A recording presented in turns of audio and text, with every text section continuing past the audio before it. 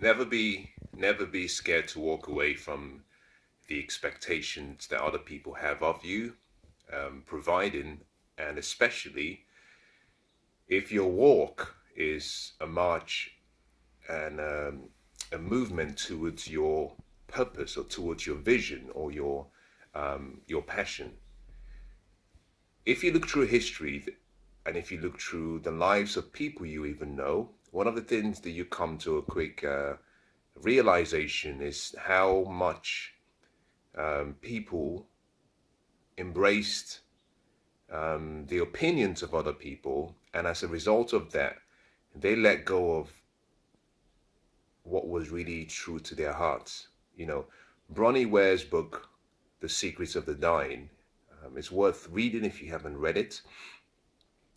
She was a nurse that was responsible for looking after terminally ill patients, people who were literally at the end of their life. And during the process, she had the courage to to listen to them and to provide some comforting words. And as part of that whole exchange, she learned some insights about this very delicate lives that she had been so fortunate to spend that time with. And with their permission, she shared some of the life's lessons that they shared with her. Most of them had regrets. Many of them had regrets. But what was remarkable was that amongst all of the people that she had spoken to, the very common regret amongst the people she spoke to was the regret that they wished that they had the courage and they had developed the courage to have lived the life that they really knew they were born to live. And that they wished they had the courage to have stuck to their that gut feeling, you know, that burning desire, that passion, that purpose, that calling. We're influenced by so many things in life. You know, your life and your future will be influenced by 5 factors. And let me give you this factors very quickly before I move on. And it's important you make note of these because they're very subtle, but the impact they have on you is phenomenal. The first is your environment, where you find yourself. Now, the first key to success is deciding that you will not be captive to the environment in which you first find yourself or the environment in which you find yourself currently. That is when you know you're moving in the direction of success. But your environment is one of the most important factors that will affect who you become. The second are the events that have happened in your life. Now, we all have a past. We all have experiences that have happened to us, some very positive, some perhaps we want to forget about. Now, I don't know where you find yourself today. I don't know where I've met you today. I don't know whether you have overcome and now you're flowing in the stream towards your true purpose and calling. I don't know. But wherever you might find yourself, remember this, that the events in your life will define you. There are some events that will be so significant that it would change your destiny in the positive direction. Similarly, there are some events that would happen that if you're not very careful will rob you of the destiny of your future. And events have a powerful influence because they control your focus. And wherever your focus goes, your energy flows. So the events in your life need to be taken really carefully. You must be willing to let go of any events that have happened that haven't been edifying, that haven't supported you, that haven't made you a better person. You may not be able to forgive, although you should, and you forgive more for yourself. Now, I always say this, forgiveness is a gift that you give yourself. Now, when you forgive someone or you forgive an experience, you're not necessarily saying, I accept what happened. You're simply saying, I refuse to be a captive to that experience. So you let go. You let go and you let live. And one of the most important things you have to try and do is try not to understand people. Just love them. Just love people, because human beings are so unique. And I choose that word very carefully, primarily because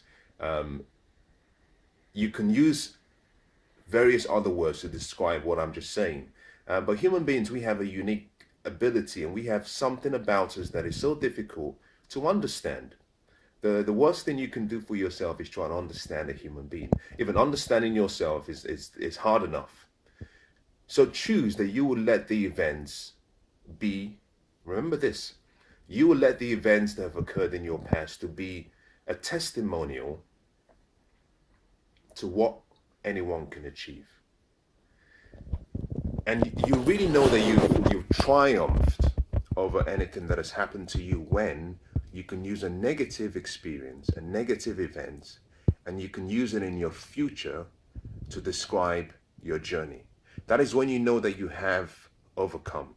Where you can say, listen, this is who I used to be. This is what happened to me. This is where I found myself. But now I'm a changed person. So I've given you two things: the experiences you have, the events. Now the third thing that will affect you are the relationships you have and the people you spend your time with. You are the average of the 5 people you allow to influence you. Not the ones you spend your most time with, because if you have kids and you spend your most time with your kids, but you listen and allow the voices of your friends influence you, then you are influenced by your friends. So it's you're an average of the 5 people that you allow to influence you by thought, by sight, by character, by attitude. So be careful about the relationships that you have. Family, friends, business colleagues, no one is excluded from that caution, especially family. And I say this with great respect. There is something about familiarity that comes with a family. Sometimes your family might think they know you too much, that they take you for granted. And I've found from life generally, not particularly my own personal experience, but I've found by observing various reactions across different people and people who I look up to, I found that in most cases your family rarely see the greatness in you, that it often takes someone else to make them see that greatness that other people can see. Now, the fourth thing that will affect you in your life are your dreams and your goals. And if you don't have dreams and goals, then you would hold on to the past, which means that your future is almost condemned to mediocrity and you living a life below your potential and your standards. Finally, number 5, very important, is your self-portrait. And that self-portrait of yours is like a painting that is painted using various spectrums of colors. And each of those colors fall into about 5 different particular,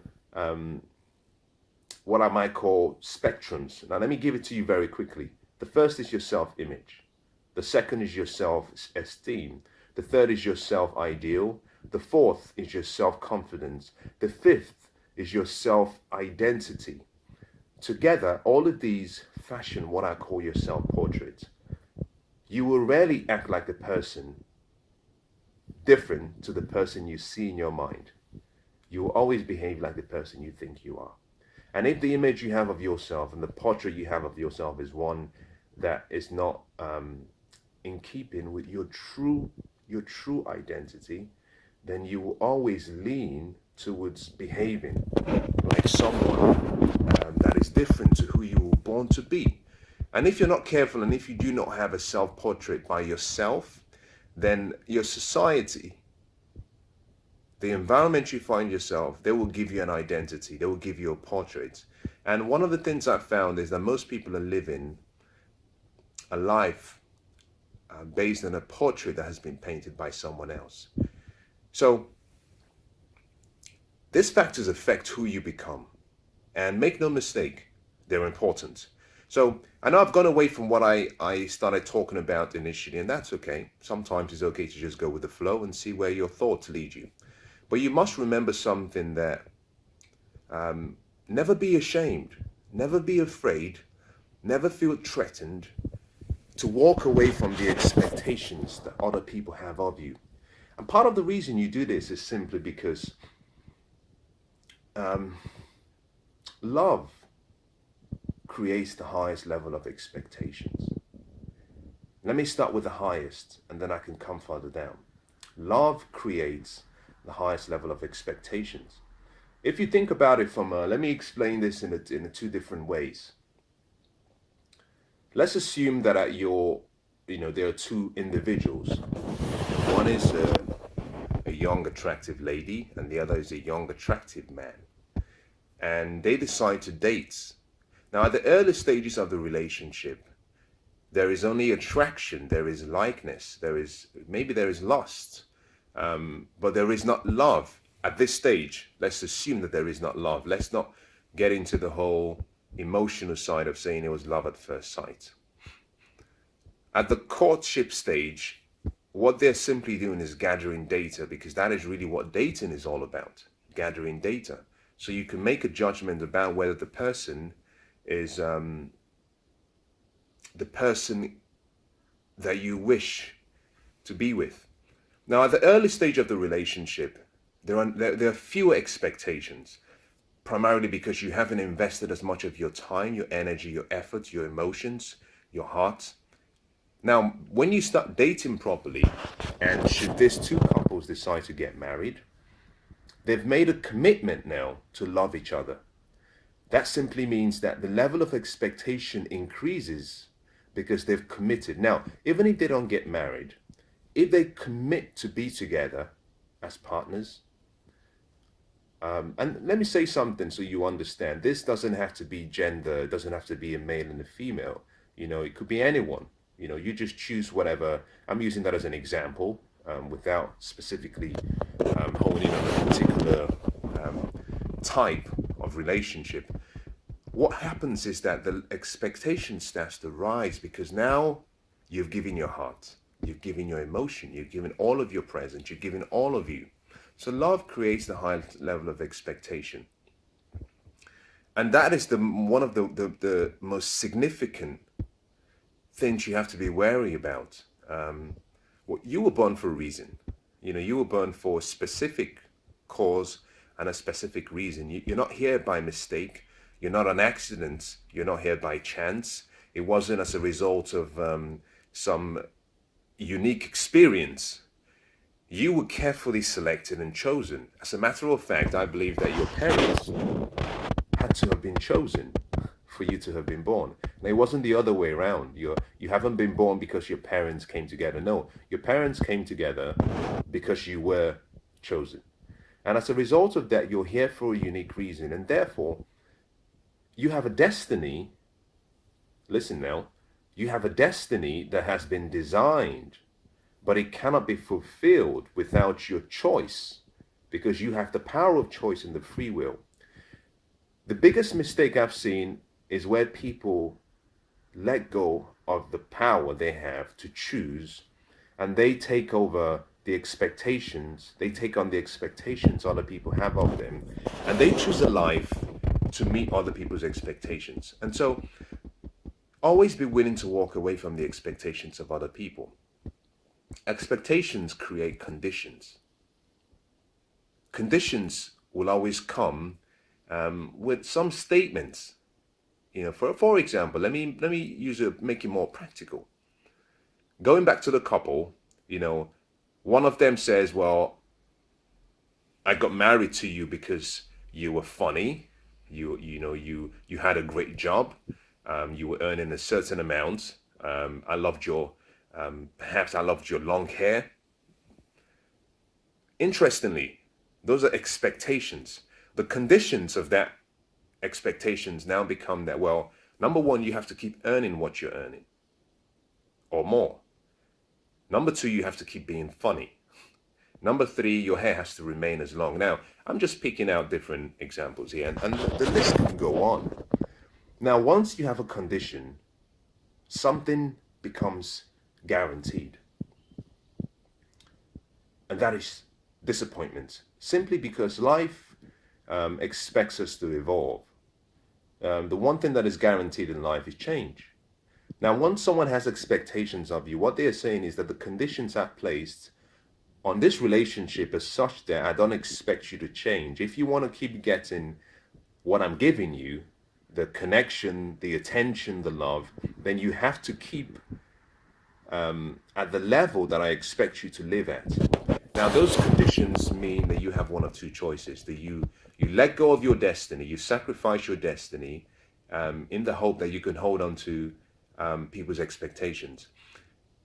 Now, because change is guaranteed, in most cases, you will have disappointments because people will change. You know, what happens if the person develops, a hair condition that requires, the shaving of the hair? Does that mean the love goes away? So there's a lot of pressure we all feel under. Now I'm talking about intimacy in terms of love, but it happens even at work. It happens in our social group. It happens with friendships. It happens especially when we haven't discovered our purpose. So always remember this. Be willing to walk away from the expectations of others, especially if those expectations are contrary to your purpose, to you fulfilling your passion, to you achieving your dreams and goals, to you becoming the greatness person you were meant to be, where you start walking away from greatness. Now, a lot of people are running away from their call to greatness, primarily because they're holding on to the expectations of other people. What would people say? What will people do? How would they react? Remember this. You are so valuable that although we have 7 billion people alive today, there is only one like you. You are so valuable that we've had 107 billion people who have lived since the recording of time. Amongst the 107 billion people, and that is a billion with a B, not an M, amongst all the 107 billion people who have lived, none of them was like you. And long after I am gone and long after you are gone, the world will continue.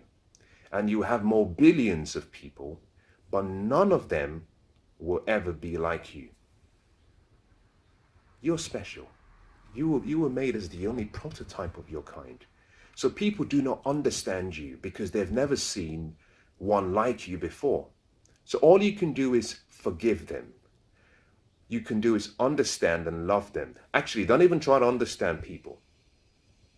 Don't even try to understand their behaviors. Just love them. Think about this. If there's never been another like you before, then technically, you can't expect people to understand you.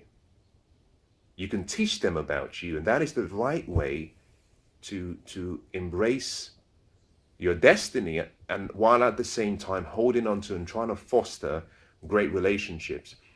You're responsible for teaching people who you are, because they've never seen, they've never experienced, and they never will experience another like you. So teach them. But don't let go of your power of choice. Don't let go of your greatness. Stop running away from your call to greatness because of people's expectations. Choose today to be the person you were born to be.